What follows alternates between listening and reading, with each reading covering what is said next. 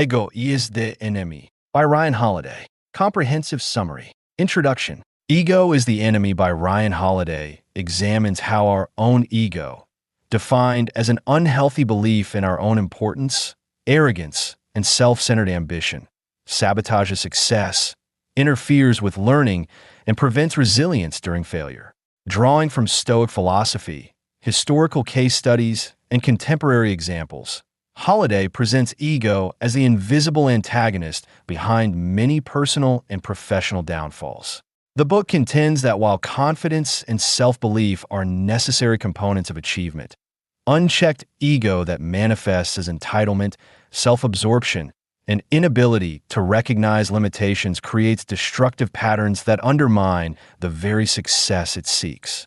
Holiday structures his analysis around three critical life phases: aspiration, when we begin pursuing goals; success, when we achieve recognition; and failure, when we face setbacks, demonstrating how ego manifests differently and creates unique dangers at each stage. For readers seeking sustainable success rather than fleeting achievement, Ego is the Enemy provides both conceptual insight and actionable strategies for developing the humility, reality awareness, and purpose orientation that enable genuine accomplishment while avoiding the self-sabotage that ego inevitably creates. Overview of the book. Holiday organizes his work around the three fundamental phases where ego creates distinct challenges: aspiration, success, and failure.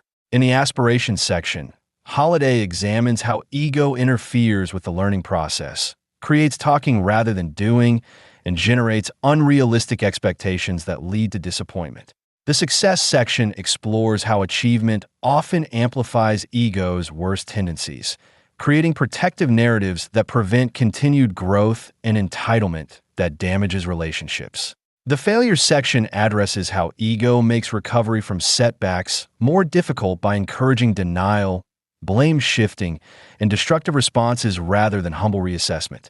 Throughout these sections, Holiday balances philosophical concepts with concrete historical examples, making abstract ideas immediately relevant through stories of both ego-driven failures and egoless successes across history and contemporary life. Key concepts in ego is the enemy. Defining ego, the inner enemy. Holiday begins by precisely defining ego as an unhealthy belief in one's own importance, arrogance, and self-centered ambition disconnected from reality and the needs of others. He distinguishes ego from confidence, grounded self-assurance based on honest assessment, and ambition, desire to achieve directed outward toward goals rather than inward toward status, positioning it as the toxic manifestation of self-regard that creates blindness to reality.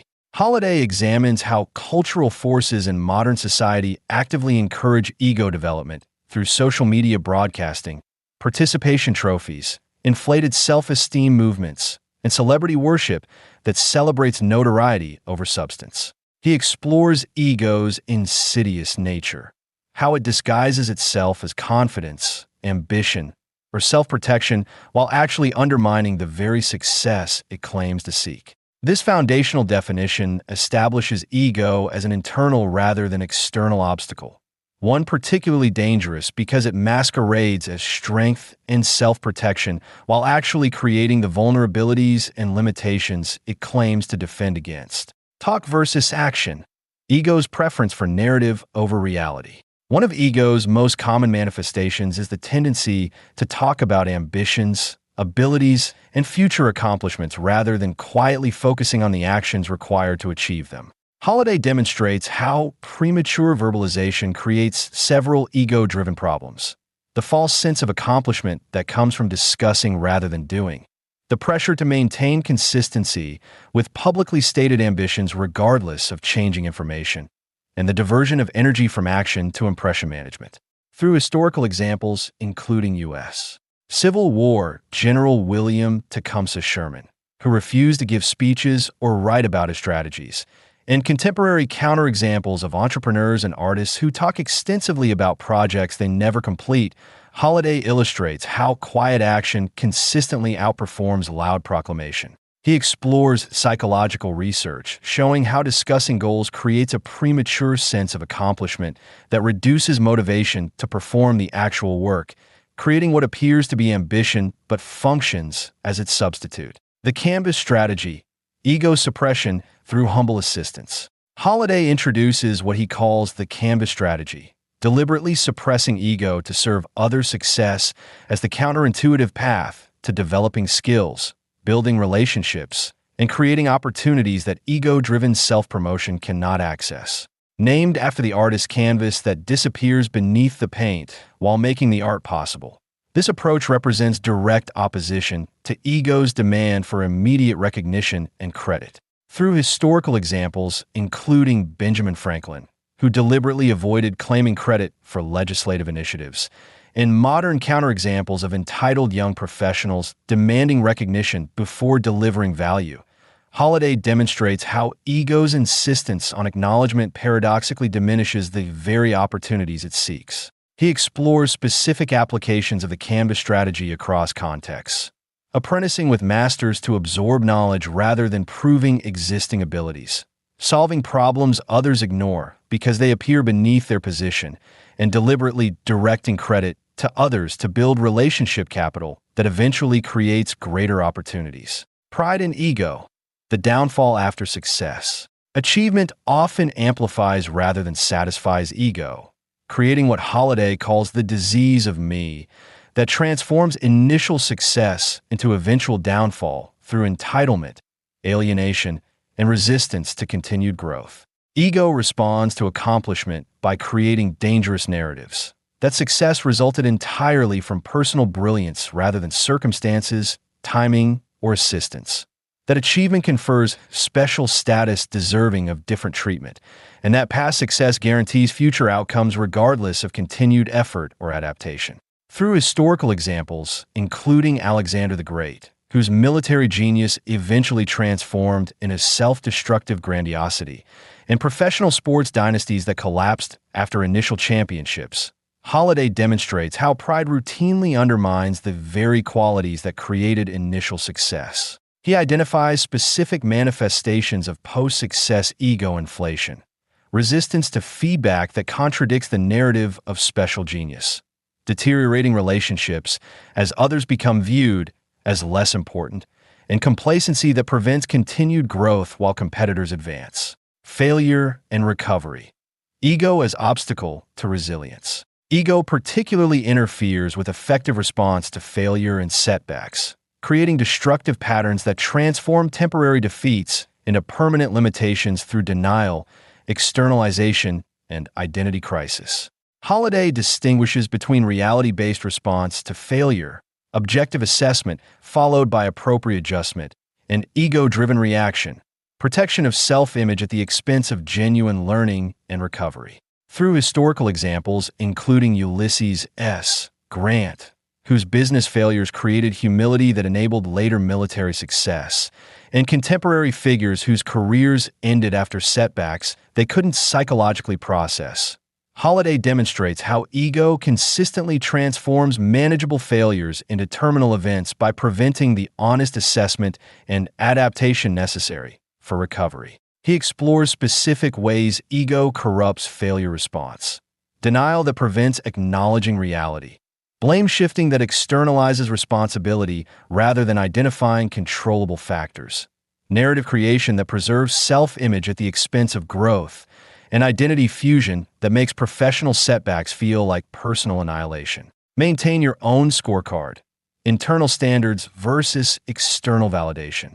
Holiday explores the critical distinction between internal and external metrics for success, examining how ego creates dangerous dependence on external validation that undermines both effectiveness and psychological well-being.